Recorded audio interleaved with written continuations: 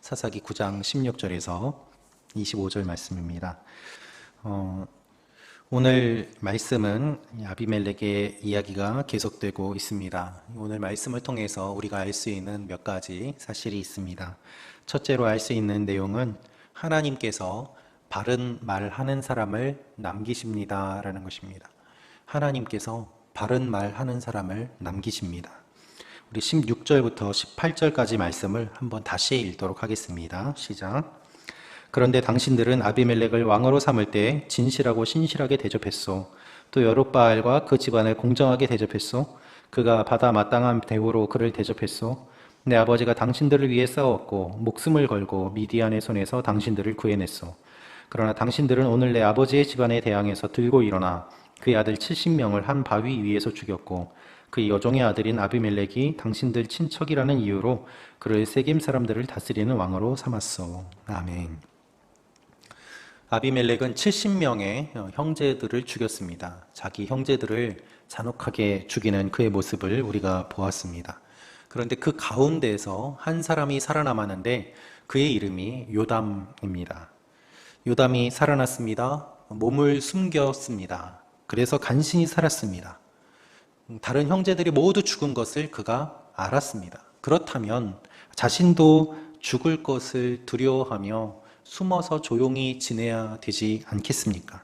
그런데 그는 그리심산 꼭대기에 올라가서 세겜 사람들에게 이야기를 했습니다.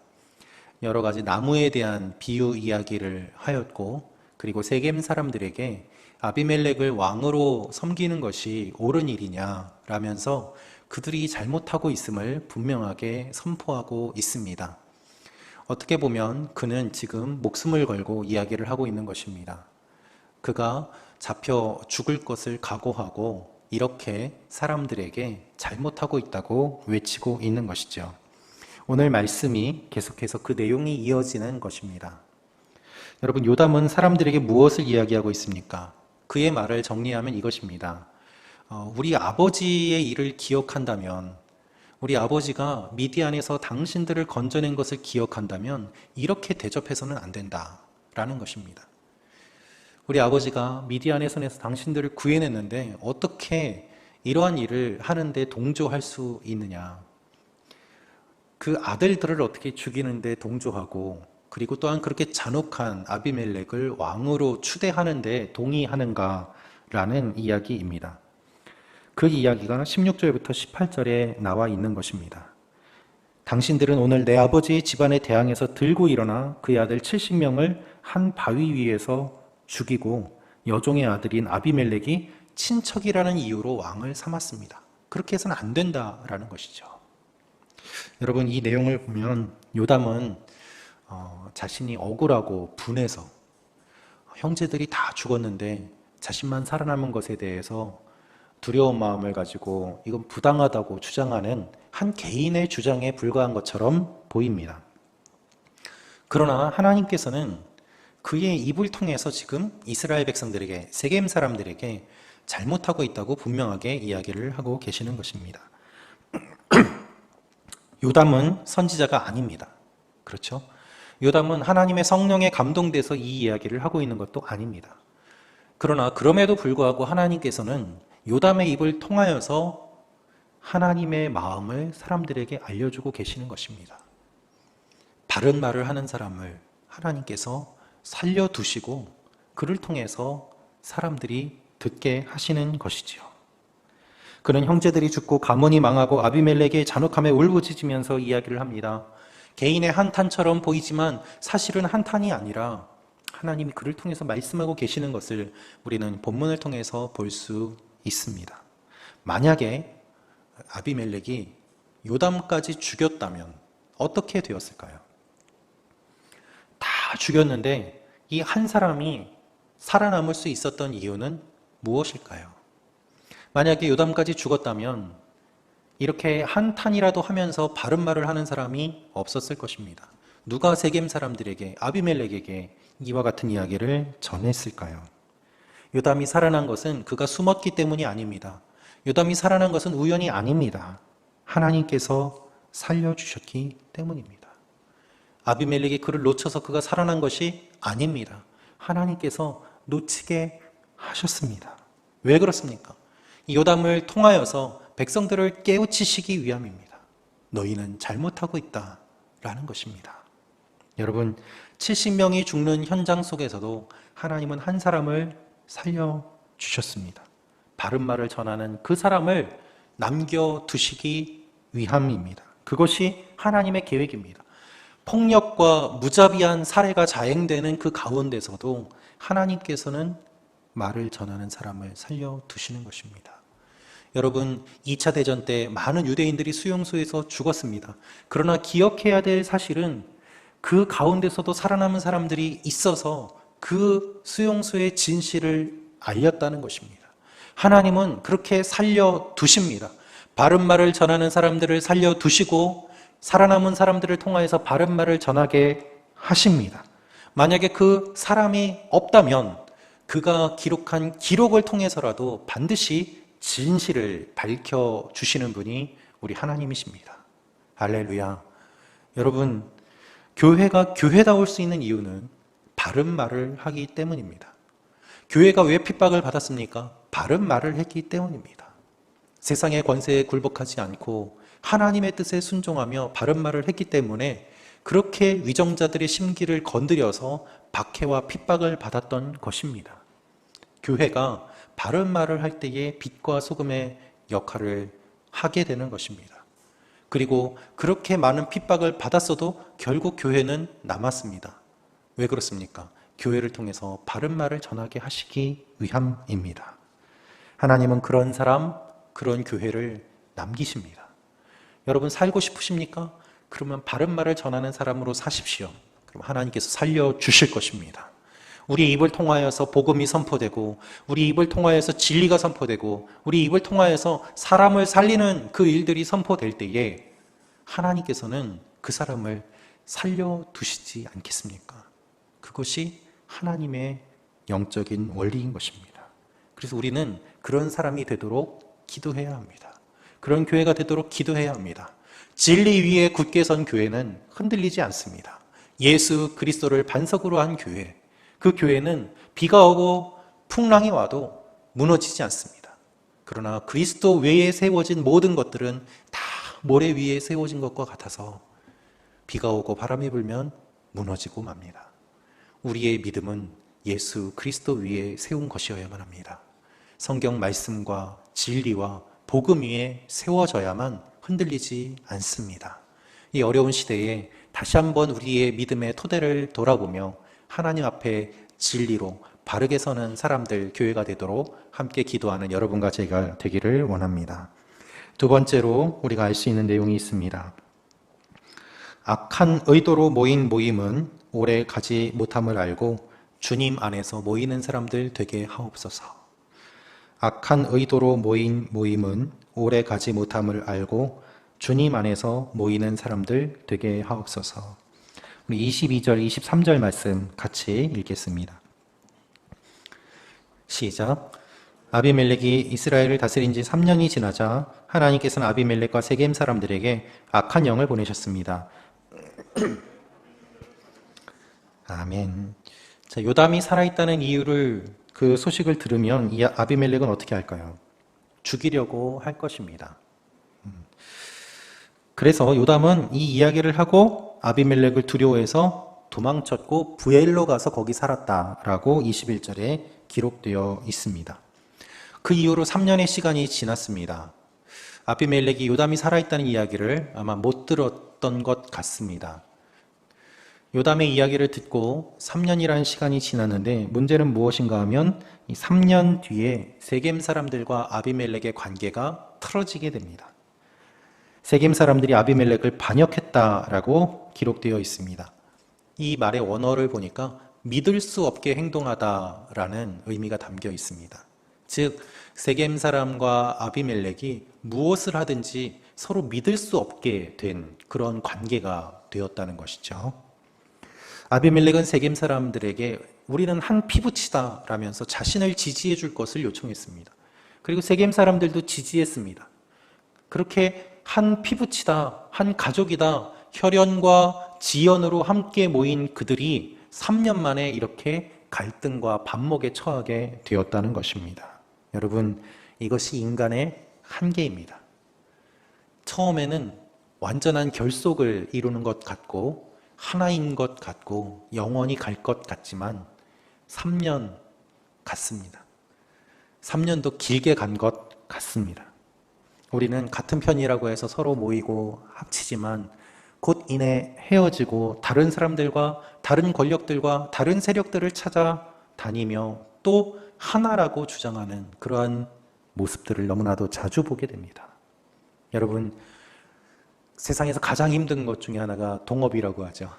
너무 힘들다고 말씀들을 하세요. 시작은 같이 했는데 같이 하면서 너무 어려운 거예요. 마음이 다르고 생각이 다르고. 경제는 어떻습니까? 정치는 어떻습니까? 자신의 이익을 위해서 형제를 죽이는 것이 아비멜렉이었습니다. 그의 본성이 어디 같겠습니까? 그렇지 않습니다. 세겜 사람들과 갈등이 일어나는 것은 당연했습니다. 세겜도 아비멜렉도 서로 자신들의 이익에 따라서 움직였던 것입니다. 여러분, 악한 의도로 모인 모임은 오래가지 못합니다. 범죄 전문가들의 이야기를 들어보니까는요, 살인은 단독인 경우가 많은데 강도는 주로 공범이 많다고 합니다. 망을 보는 사람이 있어야 되고 훔치는 사람이 있어야 되고 그 역할들이 정해져 있어서 여러 명이서 함께 뜻을 모아 나쁜 일을 저지른다는 것이죠. 그런데 그 공범이 서로 잡히게 되거나 누구 한 사람이 잡히게 되면은 책임을 서로 떠넘기면서 갈라지고 반목하는 일들이 일어나면서 오히려 범죄가 더 쉽게 드러난다고 합니다.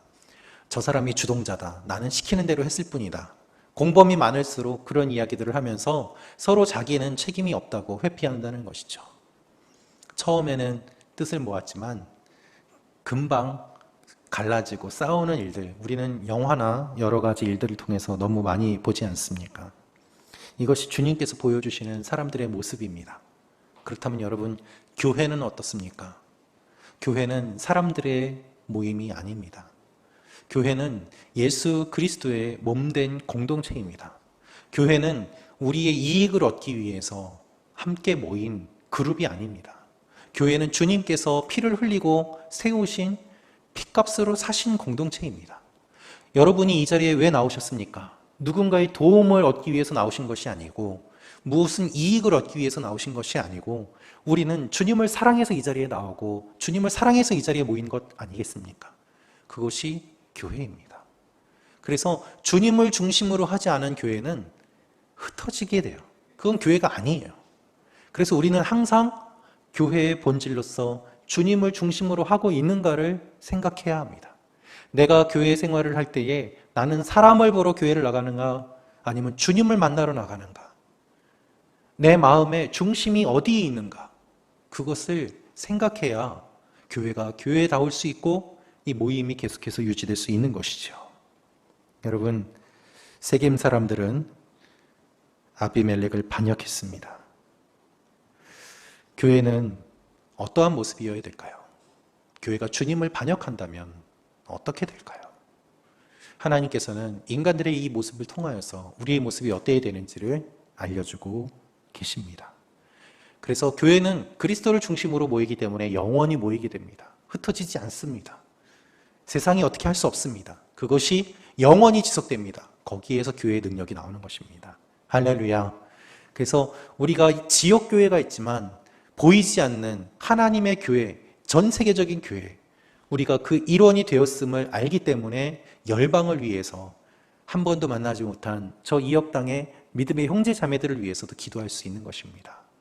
보이지 않는 주님의 사랑으로 묶인 단단한 공동체, 그 교회를 여러분들께서 계속해서 세워가시기를 축원합니다. 세 번째로 알 수 있는 내용은 하나님께서 악한 일을 기억하고 징벌하심을 알게 하옵소서입니다. 하나님께서 악한 일을 기억하고 징벌하심을 알게 하옵소서.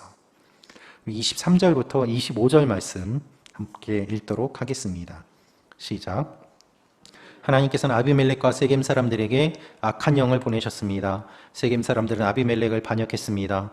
이것은 여룻바알의 아들 70명에게 저지른 잔혹한 일을 갚는 것이며 형제를 죽인 아비멜렉에게 그들의 피가 뿌려지고 그를 도와 그의 형제들을 죽인 세겜 사람들에게 그들의 피가 돌아가게 하려는 것이었습니다. 세겜 사람들은 산꼭대기에 사람들을 잠복시켜 놓고 그곳으로 지나가는 사람들의 물건을 훔쳤습니다. 이 소식이 아비멜렉에게 전해졌습니다. 아멘. 세겜은 교통의 요지였습니다. 그래서 지나가는 사람들이 많았습니다. 그리고 통행료도 받는 경우가 있었습니다. 물질적으로 풍요로운 지역이었습니다. 그곳을 아비멜렉이 다스렸기 때문에 아비멜렉이 이 사람들에게 거둔 것들을 갖는 것이 당연했습니다. 그런데 세겜 사람과 아비멜렉의 관계가 틀어졌기 때문에 세겜 사람들이 산에 숨어 있다가 지나가는 사람들을 습격해서 그들의 물건을 빼앗고 아비멜렉에게 그것을 주지 않았습니다. 서로의 이익을 이제 챙기는데 급급한 모습이 되었던 것이죠. 이 결과 어떻게 되었을까요? 이 이야기가 아비멜렉의 귀까지 들어갔는데 어떻게 되었을까요? 그것은 이제 내일 본문에 나옵니다. 오늘 우리가 알 수 있는 내용은 무엇인가 하면 왜 이런 일이 일어났는가요? 왜 관계가 틀어졌는가? 23절은 분명하게 이렇게 이야기하고 있습니다. 하나님께서 악한 영을 보내셨습니다. 많은 학자들이 이 악한 영이 무엇인지, 그리고 하나님께서 어떻게 악한 영을 보내실 수 있는지 이런 문제로 이야기를 했습니다. 근데 정확하게는 알 수 없어요.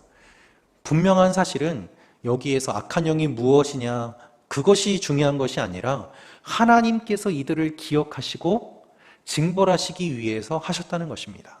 아마도 악한 영이라는 것은 이들의 마음속에 잠재되어 있던 그 악한 본성들이 나타나도록 하셨다는 표현처럼 보입니다.